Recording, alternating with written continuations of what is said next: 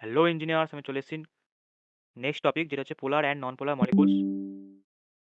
তো ভ্যান ডের ওয়াল ফোর্স শুরু করার আগে এটা আমাদের জেনে নেওয়া উচিত যে পোলার এবং নন পোলার মলিকুল বলতে কি বোঝায়। এরপরে যে টপিকটা আছে লিকুইড, ওর আন্ডারেও এই পোলার অ্যান্ড নন পোলার লিকুইডের কনসেপ্টটা আসে, তখনও সেই কাজে লাগবে।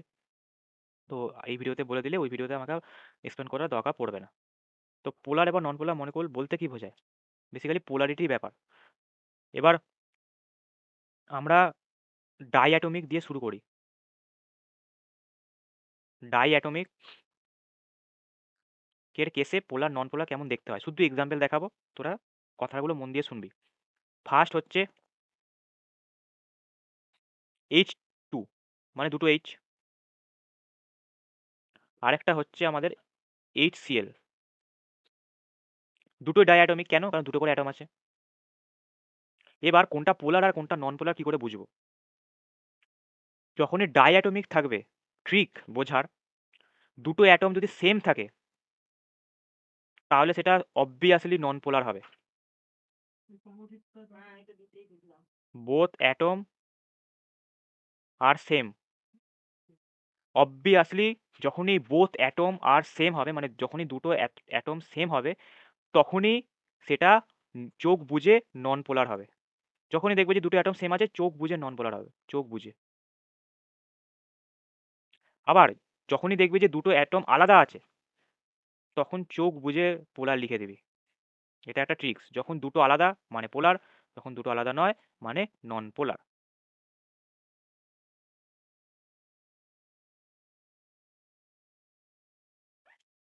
এটা কি হবে? সরি, উল্টো বললাম, পোলার হবে এটা। যখন দুটো অ্যাটম আলাদা আলাদা তখন পোলার, আর যখন দুটো অ্যাটম সেম তখন নন পোলার। তাহলে বোঝা গেল।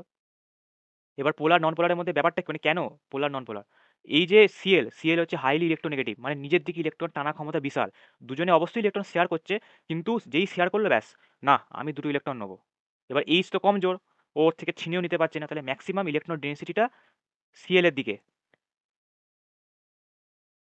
তো ওই জন্য ডেল মাইনাস।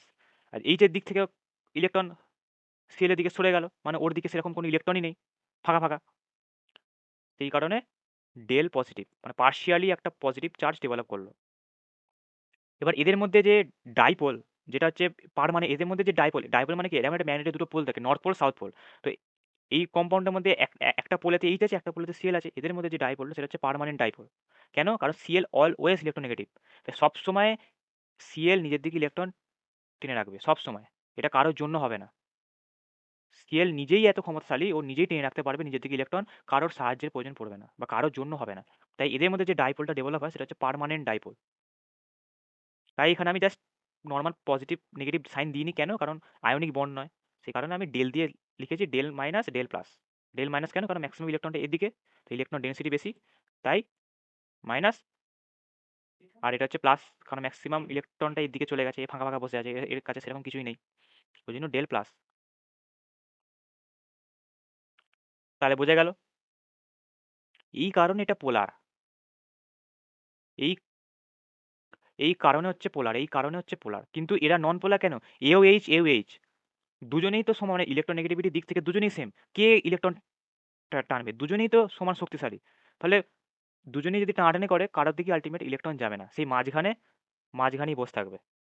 তাহলে না এর দিকে পজিটিভ নেগেটিভ চার্জ ডেভেলপ করলো, না এর দিকে পজিটিভ নেগেটিভ চার্জ ডেভেলপ করলো, কারোর মাথাতেই কোনো রকম কোনো চার্জ ডেভেলপ হলো না।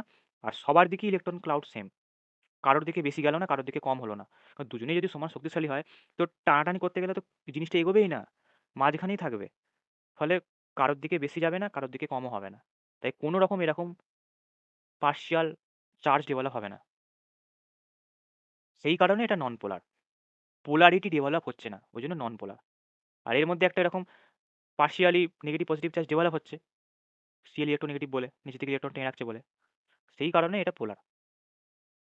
আর এটা তো দুজনেই সমান শক্তিশালী, কে টানবে? টানাটানি করলে ইলেকট্রনগুলো মাঝখানে তো মাঝখানেই থাকবে, ওই জন্য কারোর দিকে কিছু যাচ্ছে না বেশি কম, ফলে সব ডেভেলপও করছে না। তাহলে বোঝা গেল। এটা হচ্ছে ডাই অ্যাটমিকের কেসে। এইচ এইচ অনেক এক্সাম্পল হয়, শুধু এইচ এইচ হয় না। এইচ এইচ আমি জাস্ট এক্সাম্পলটা দিলাম এরকমভাবেই, শুধু এইচ এইচ হয় না,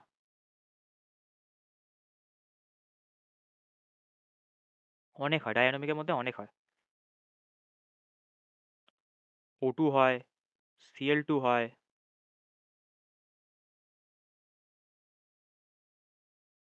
তারপর N2 হয়, এরকম হয়। আর পোলারের মধ্যে অনেক হয়, শুধু HF হয় না, মানে শুধু HCl হয় না, HF হয়, HBr হয়, HI হয়, এইরকম। যখনই অপোজিটের অ্যাটমটা হাইলি ইলেকট্রোনেগেটিভ তখনই এরকম একটা পোলারিটি ডেভেলপ হয়, একটা দিকে খুব ইলেকট্রন বেশি থাকে, একটা দিকে ইলেকট্রন খুব কম থাকে। তাহলে এই যে ইলেকট্রন ডেনসিটির যে পার্থক্যটা, ফ্লুরিনের কাছে বেশি ইলেকট্রন থাকছে, এর এইচ এর কাছে কম থাকছে, নিয়ে একটা partially positive negative charge develop হচ্ছে, তো এই জন্য একটা পোলারিটি সৃষ্টি হচ্ছে। এটা তখনই সম্ভব যখন একদিকে খুব ইলেকট্রোনেগেটিভ হাই আর এদিকে খুব ইলেকট্রোনেগেটিভ কম, মানে একদিকে খুব শক্তিশালী একজন কেউ আর এদিকে কম শক্তিশালী, তবেই তো নিজের দিকে বেশি টেনে নিতে পারবে, তবেই ওর মাথায় নেগেটিভ চার্জ ওর মাথায় পজিটিভ চার্জ তৈরি হবে। যদি দুজনেই সমান শক্তিশালী হয় তাহলে তো কারোর দিকেই কিছু যাওয়ার কোনো চান্স নেই, মাঝখানে ইলেকট্রন মাঝখানেই থাকবে, ফলে এসব চার্জ তো ডেভেলপ করবে না, ইলেকট্রন ক্লাউডও বেশি কম হবে না। তাহলে বোঝা গেল। এরপরে যেটা হচ্ছে ট্রাই অ্যাটমিক। বেসিক্যালি আমি ভ্যান ডার ওয়ালের যে এক্সাম্পলগুলো দেবো ডায়াটমিক দিয়ে দেবো, তবুও ট্রাইঅ্যাটমিকটা বলে রাখার কারণ এইটাই, কারণ অনেক সময় এমনি কোশ্চেনও তো দেয়, সেই কারণে তোরা দেখে চিনতে যদি না পারিস সেই কারণে। AB2 টাইপ, দেখ ট্রাইঅ্যাটমিক বি দুটো আছে, এই একটা আছে। তো এই রকম ক্ষেত্রে এর পরের যে টাইপ এইগুলো অতটা দেয় না। ট্রাইঅ্যাটমিকের, হ্যাঁ ট্রাইঅ্যাটমিকও একটা দুটো এক্সাম্পল খুব ইম্পর্টেন্ট। টেট্রাঅ্যাটমিক, আমি ট্রাইঅ্যাটমিকটাকে বলি। ট্রাইঅ্যাটমিকের মধ্যে পোলার, পোলার কোনগুলো? H2O। এবার H2O কেন পোলার? ভালো করে ডায়াগ্রামটা দেখবি। ও এর দুটো লোন পেয়ার থাকে,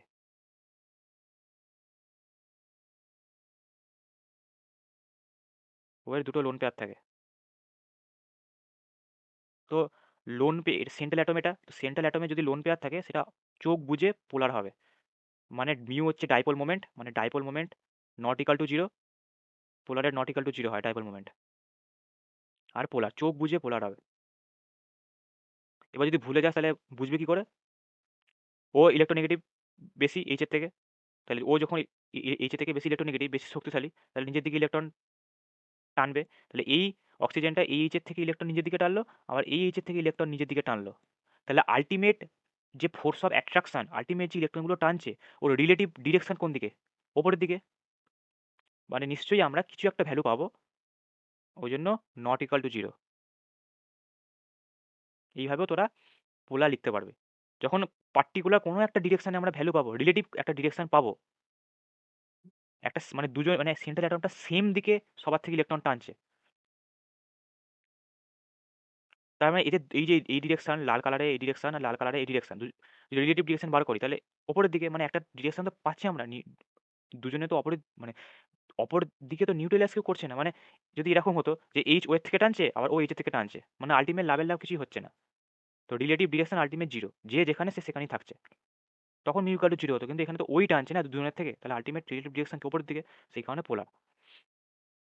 এটা হচ্ছে H2 ওর ক্ষেত্রে, মানে AB2 টাইপের মধ্যে একটা পোলার এক্সাম্পল দিলাম, আর একটা নন পোলার এক্সাম্পল। নন পোলার মানে যদি লোন পেয়ার না থাকে সেন্ট্রাল অ্যাটম, এখানে সেন্ট্রাল অ্যাটম হচ্ছে সি, কার্বন ডাই অক্সাইডের সেন্ট্রাল অ্যাটম হচ্ছে সি, এর মাথায় কোনো লোন পেয়ার নেই, তার মানে চোখ বুঝে এটা নন পোলার, চোখ বুঝে এটা নন পোলার।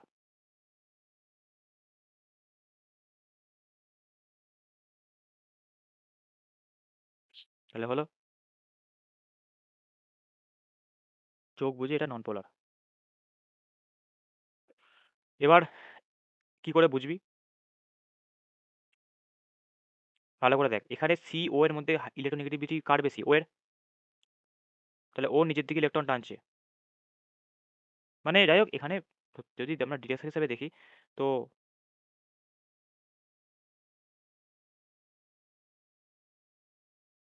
এখানে কোনো লোন পেয়ার নেই, মানে এটা নন পোলার। যদি ডিরেকশন হিসেবে বলিস, যদি জাস্ট একটা এক্সাম্পল হিসেবে দেখাই, হুম, পুরো কার্বন। এবার সি এর যেহেতু সাইজ ছোট, সেই কারণে ইলেকট্রোনেগেটিভিটি এর বেশি। তো যদি আমি সাপোজ যদি আমি এক্সাম্পল হিসেবে ধরি, তাহলে যেটা আমাদের দাঁড়ায় সেটা আমাদের অনেকটা এরকমভাবে দাঁড়ায়, যেটা হচ্ছে যদি দেখা যায় তাহলে আমাদের বেসিক্যালি ইলেকট্রোনেগেটিভিটিটা ডিপেন্ড করে হচ্ছে পিরিয়ড ওয়াইজ ইনক্রিজ হয়।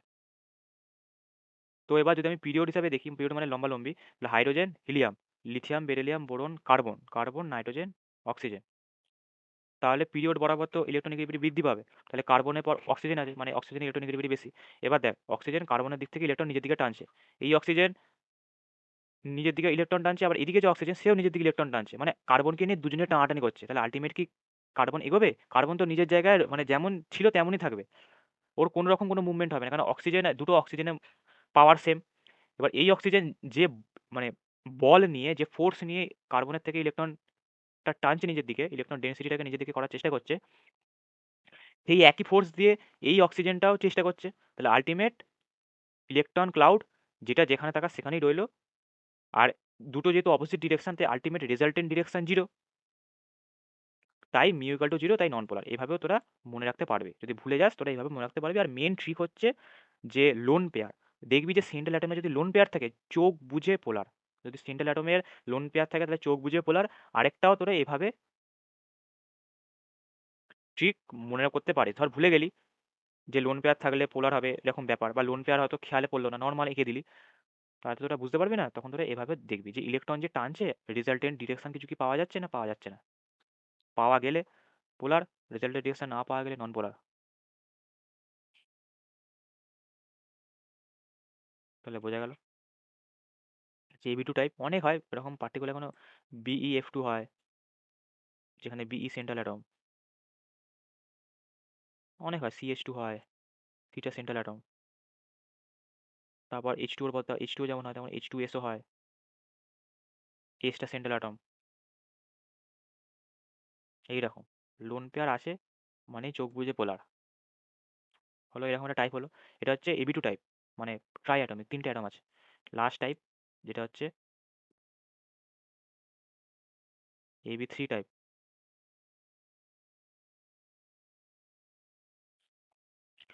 তার মধ্যে একটা বেস্ট এক্সাম্পল হচ্ছে এনএইচ থ্রি। এনএস এখানেও সেম জিনিস, লোন পেয়ার থাকলে পোলার হবে।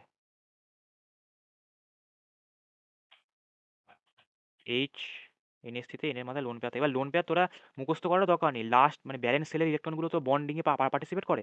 এবার তিনটে এইচ আছে, মানে এন তিনটে ইলেকট্রন দিয়ে দিল, কিন্তু নাইট্রোজেনের তো সাত, মানে দুই, আর ব্যালেন্স সেলে হচ্ছে পাঁচটি ইলেকট্রন। এবার তিনটি ইলেকট্রন দিয়ে দিয়েছে, তাহলে কটা পড়ে আছে? দুটো ইলেকট্রন। দুটো ইলেকট্রন কী করবে? একা বসে থাকবে। তাই লোন পেয়ার তো নিজেরাই বার করতে পারবি কটা থাকবে, মুখস্থ করার দরকার নেই। হলো, তাহলে এর লোন পেয়ার আছে মানে চোখ বুঝে পোলার। পোলার হলেই ডাইপোল মোমেন্টের value not equal to zero.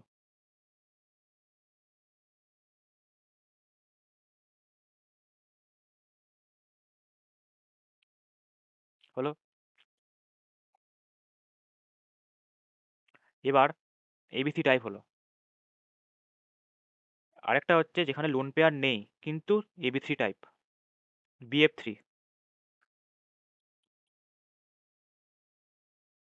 BF three এখানে চারটে অ্যাটম টোটাল, কিন্তু এর দেখ বি এর মাথায় কোনো লোন পেয়ার নেই, তার মানে এটা চোখ বুঝে নন পোলার।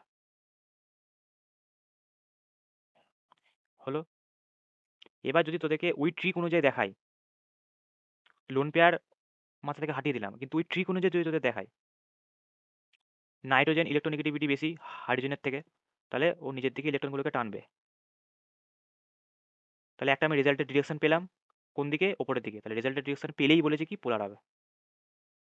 এখানে ফ্লুরিন সব থেকে ইলেকট্রোনেগেটিভ, তাহলে এই ফ্লুরিনটা নিচের দিকে ইলেকট্রন টানবে, এই ফ্লুরিনটা নিচের দিকে টানার চেষ্টা করবে, এই ফ্লুরিনটাও টানার চেষ্টা করবে, মানে তিনজন তিন দিক থেকে ইলেকট্রন ডেন্সিটিকে টানছে। এই এফ এখানে যে দুটো ইলেকট্রন আছে একে টানছে, এই এফ এখানে যে দুটো ইলেকট্রন আছে একে টানছে, এই এফ এখানে যে দুটো ইলেকট্রন আছে একে টানছে। এবার তিনজনই টানছে, তো যদি ভালো করে দেখ তিনজনেই তিন দিক থেকে টানছে। এবার একটা মানুষকে যদি তিনজন তিন দিক থেকে টানে সে কি সরবে? কখনোই না, সে যেখানে থাকা সেখানেই থাকবে। সেই কারণে এর কোনো রেজাল্টেন্ট ডিরেকশন পাওয়া যায় না, নো রেজাল্টেন্ট ডিরেকশন। সেই কারণে নন পোলার, আর এখানে পাওয়া যায় বলে পোলার। তাহলে বোঝা গেল। এরকম এর যে আরেকটা এক্সাম্পল হচ্ছে সিএলএফ থ্রি। এর আরেকটা এক্সাম্পল হচ্ছে SO3। তাহলে বোঝা গেল যে বেসিক কনসেপ্টটা কি পোলার আর নন পোলারে। ডাইঅ্যাটমিক বললাম, এই যে ডাইঅ্যাটমিক বললাম কি কাহিনী। তারপর হচ্ছে AB2 ট্রাইঅ্যাটমিক বললাম, লোন পেয়ার থাকলে চোখ বুজে পোলার, লোন পেয়ার না থাকলে সেন্ট্রাল অ্যাটমের। অবশ্যই সেন্ট্রাল অ্যাটমের লোন পেয়ার থাকতে হবে, তাহলেই সেন্ট্রাল অ্যাটমের লোন পেয়ার যদি না থাকে সেন্ট্রাল অ্যাটম মাস্ট হ্যাজ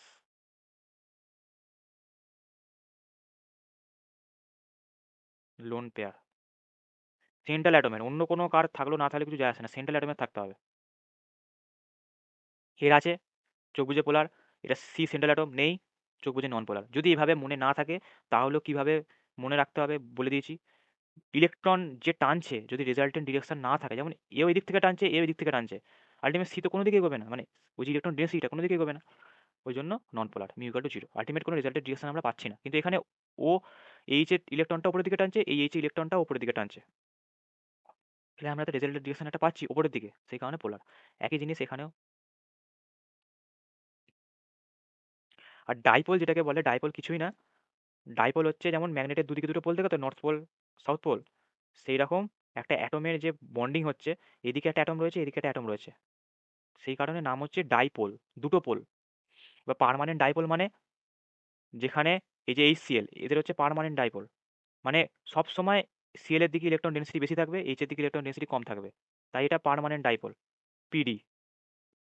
কিন্তু HH এদের কিন্তু ডাইপোল নেই, এদের কিন্তু ডাইপোল নেই, এদের আশপাশে যদি কোনো ইলেকট্রোনেগেটিভ অ্যাটম থাকে তার জন্য এদের মধ্যে একটা ডাইপোল ইনডিউস হবে।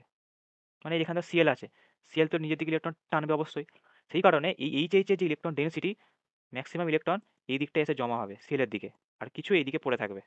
তাহলে অবশ্যই একটা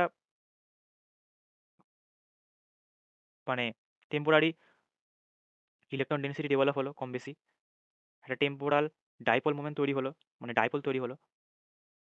তো এটাকে বলে টেম্পোরারি ডাইপোল, যেটা হচ্ছে ফিক্সড নয়, ডেভেলপ হয়। চ তাহলে নেক্সট ভিডিও দেখা হয়, bye bye. If I make you crazy, just take it easy.